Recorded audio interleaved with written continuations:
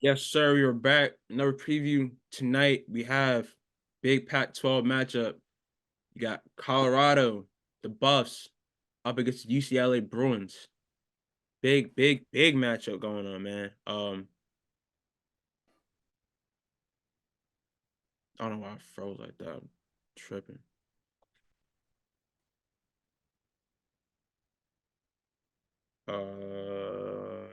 As they stand at this current moment,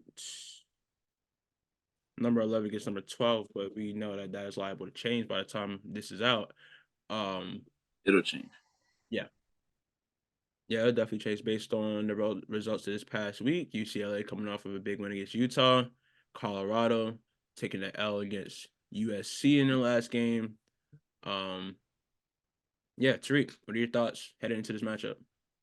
Um, Really just seeing which team is going to come out with the most energy. I think um, the chance to win the conference tournament or the regular season championship is pretty much gone at this point. There's only 3 games left, and Stanford only has one tough game, and they're both 2 games back. So um, they would need like an implosion from Stanford to catch back up. Now USC or Oregon State could possibly do it. If Oregon State takes care of business, then they could share. Um, I believe it's share. Um, they could share the title, but these two are basically playing for who's going to be who's going to be in the 4 spot, the top 4 to get a bye in the Pac-12 tournament. So you want to play one last game. You want to play a game at home. So I would assume they'll take this game uh, seriously. Their last couple, both almost everyone else's last couple of games are, um, some of the lower teams in the conference. So these are their last like really big games before the tournament, before the Pac-12 tournament. I mean, so I'm just curious to see which team or if both teams come out with a different sense of urgency since UCLA got a really big blowout win over Utah, and then Colorado's coming off a tough loss in USC where they didn't play poorly, but just some things weren't going their way in terms of like foul trouble. Some of the 3-point shooting from USC. They hit like 10 threes, 11 threes in the first half. So yeah, that's what I'm looking for. Really just see like first couple of minutes, see how both teams come out and see if UCLA tries to put it away early. Yeah, I think of last game for UCLA against Utah. They started that game on like a 10-12-0 run. And games like these, you have to start off on a good foot. I mean, it is 4 quarters that you play, but a good start to a game is always great. And I think both these teams do have a lot of energy on both ends. Um, and we're really in for, I guess hard to predict with these teams. Like sometimes you come out and sometimes they come out and they give you, like a quick 10 points or maybe they'll come out slow. But I mean, both these teams have what it takes to take control of the game early and cruise on the rest of the way. What's up? I said both these teams have what it takes to take control of the game early and then cruise the rest of the way. Absolutely. Yeah. All right. What matchups are you looking forward to in this game? The post matchups. Yep. Um, Yes, Lauren sir. Betts, Quay Walker, Aaron Vonleh. Um, just seeing, those are 2 physical players. Um, and the refs have struggled this season to figure out how they want to ref Lauren Betts. So that's something I'm always looking at when they're playing because she gets fouled a lot and she goes to the free throw line very seldomly. Um, I feel like almost any time that she misses a shot, she probably there's like a good about a 70% chance that she got fouled on it. Look forward to that matchup, and then of course Jalen Sherrod and Kiki Rice and Charisma Osborne. Like um, those matchups are always good. Charisma Osborne and Jalen Stroud been battling for years. So yeah, those some matchups I'm really looking forward to. Both, well, all three on in both terms, in the post matchup and in the guard matchup, they all play really good defense, make you work for everything, and they play with a lot of energy and effort. So um, definitely looking forward to seeing those matchups. Um, yeah, I just think Sherrod, after fouling out against USC last night, I think she's gonna come out with a vengeance. I think this is gonna be a big game for her. Yeah, they definitely need a bounce back win after, losing the way they did against USC last night. And this is one of the teams I think of that you can't really sleep on heading into March. You Absolutely. know, they're like, I want to say they're middle of the pack in terms of like the best teams in the Pac-12. But I mean, like you got them, USC, Stanford, UCLA, Oregon State. Am I missing anybody? Not say the top five right there. Okay. But like, yeah, they're, in the bunch of like the best teams in the Pac-12. But we saw this team beat LSU to start the season. We've seen this team at different times of the year, like, show up and be like, yo, we're here too. And they've been up and down in the rankings all season, but that's a team that can make a run come March. Absolutely. Yeah, a lot of it's gonna do with like matchups and things like that. Yeah. Um, but Colorado's a team that always plays with 100% effort and energy, Um, uh, which is why they played so well against Duke last year. yeah. So I'm not. I would not be surprised if they end up making a run because they have the talent to do it. Um, and they very rarely come out and don't have the right energy. And that's a huge part of playing in a tournament is coming out with the right energy and the right mentality and the right focus. And Colorado is a team that I would say is a team you typically don't have to worry about not coming out with the right energy. I forgot to mention Utah too. Oh yeah, you there's six. But yeah, UCLA 10-5 in conference play. They're currently fourth. Um, this is a game that they need if they want to shot at winning the Pac-12 regular season. They are 2 games behind, and then their games after this is Arizona State and Arizona. Yeah, So I most think of this the top is a big win play for like them. Not a big win. I think this is a big game for them, and that they will be wanting to get the win here because of the fact that like they're that close and can win the regular season for the Pac-12. Well, win the Pac-12 regular season. I don't think they really have a chance. I don't think either of these teams have. They're 2 games behind, and Stanford plays like Washington and Washington State. Like, Never mind. yeah. Now they play Oregon State in between Mhm. two of the matchups. Now, sorry, not Washington. They play Arizona State and Oregon. So the two bottom teams in the conference. Mhm. Uh, so, but in between that, they play Oregon State. So Oregon State and USC both have a chance to at least share the conference champ or the regular season championship. But unless Stanford has like a just a huge fall off, I would assume Cameron Brink is back for the next game. She missed last night's game with an illness. So I would assume that she's back versus Arizona State. They take care of business. They play Oregon State. That's a toss up. That's anybody's game. And then Oregon, they should take care of business as well. So I feel like this game is more so trying to make sure you have that fourth seed in the tournament because the top four seeds get a bye. So um, it's wild that there's going to be two teams that end up playing on the first weekend. Um, in terms of like how much talent there is, because you could look at other conferences and you see like, okay, this team could lose to really anybody on any given day, but in the Pac-12 you got 6 teams battling for like the 4 spots really.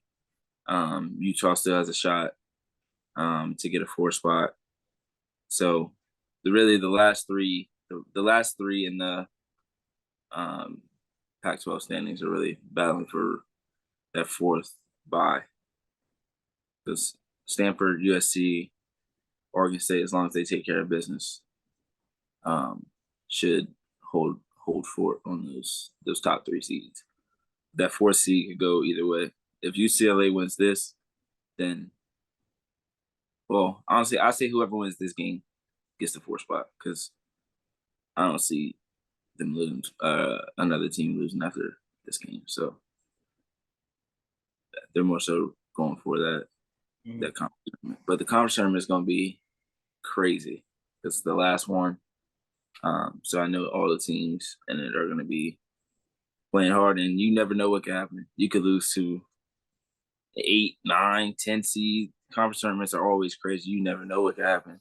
Teams realize that this is literally their last chance to get to the dance. So they play their absolute hardest game of the season. So a team like Oregon, Oregon State, or not Oregon State, Washington State, Washington, Arizona could sneak up and get you, and you not realize it. And now, you're out in the second or third round instead of being in the semifinals like you thought you were going to be. The quarterfinals is going to be crazy because you got at least 6 teams that are ranked in the top 25. So, yeah, it's just going to be very interesting to see how both teams handle this. No, for sure, for sure. All right. Anything else you want to talk about before we make a prediction? I think the X factors are. Okay, yeah, that's what's up. Yeah. I would say London Jones and Gabby Jaquez for UCLA. London Jones had a great game against Utah. Yeah, she really steps up in big games. There's a couple of players that when you're watching teams, that like when the big games are happening, they're gonna step up. Like USC, Mackenzie Forbes is gonna play well in the big. Like he lives for the big games. London Jones is the same type of player. She can shoot from damn near anywhere on the court. If you leave her any space, she's gonna knock it down. Gabby Jaquez, super versatile, can play in the post, can play on the perimeter, can set up for her teammates, can set up for herself. So I think both of them. And then for Colorado, you need Frida Foreman to be shooting the ball well and on the court this game because damn near everybody was in foul trouble last night for them. I think Von Lay fouled out too. So they first and foremost they got to stay on the court because you can't be a factor if you're on the bench. But I think the X factors for Colorado would be Frida Foreman, and then it's got to be another guard outside of Jalen Sherrod to step up. I think Jalen Sherrod's got a really good game, but you need Frida Foreman to make some threes. And the defense is going to be important too because London Jones, Kiki Rice, Charisma Osborne can all score at a high level. So you gotta be ready. You gotta bring it on both sides of the court. You're playing in UCLA, so it's gonna be a very good atmosphere. It's a Monday night game, so I expect the crowd to be packed. Unlike I don't remember who it was the other night that I was mad about not having enough fans, but I'd be surprised. The UCLA game. Was it? Yeah. Yeah. You were talking Oh about. yeah. You were talking about. Dang, I thought there'd been more people here. Right. So hopefully they pack it out this Monday night. But it'll definitely be interesting to see how those games or how those players step up in these matchups because Aaron Von Lay and Quay Miller are gonna have their hands full with Lauren Best down low. So the guards are gonna have to add it. They're gonna have to add a lot. But I do think it'll be interesting to see if Lauren Best gets matched out on Quay Miller at all, because Quay Miller can step out to the perimeter. And that could be a bit of an issue for Lauren to try to guard. out there at the 3-point line because Aaron Vonleh can step out too. So, not necessarily shoot the three as well, but she can step out and make something happen from the 3-point line. So I'll be interested to see if they try to pull her out more. But you got Duke Leach, you got Sontag that can step out and handle that matchup as well. So, but yeah, those are my X factors. For sure. I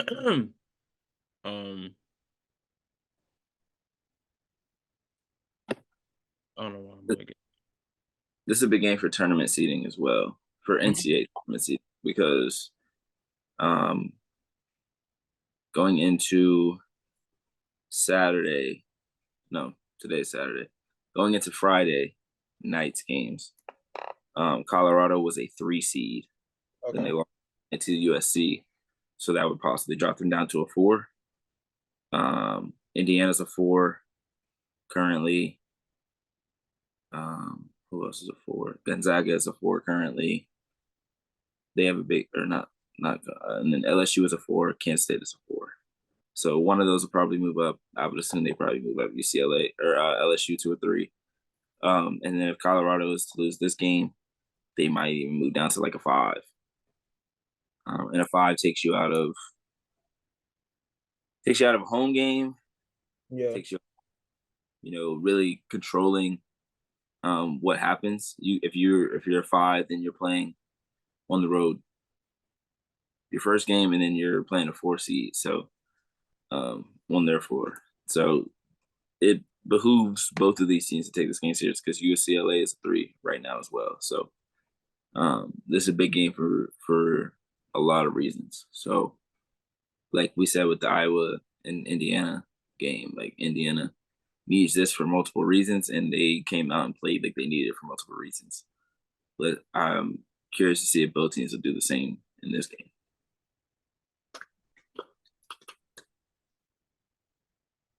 USC's 2. Shit, USC might be a 1 seed with Stanford losing. And then I think Oregon State is 3 right now. No, they're 2 as well. So it could really shake some shit up. Let Oregon State beat Stanford. USC move up to a 1. Oregon State could end up being a 1. And when we started this season, if you'd have told me Oregon State and USC would both be 1 seeds, I would not have believed you. Yeah. Not because I don't believe in their talent. It's just that's a huge jump. That's not who I would have envisioned being a 1 seed. Yeah. Now Ohio State and South Carolina, for sure. Texas, maybe. I would have said yes, but I would have assumed that they have Roy Harmon. The fact that they're sitting at a 1 spot without Roy Harmon, super impressive.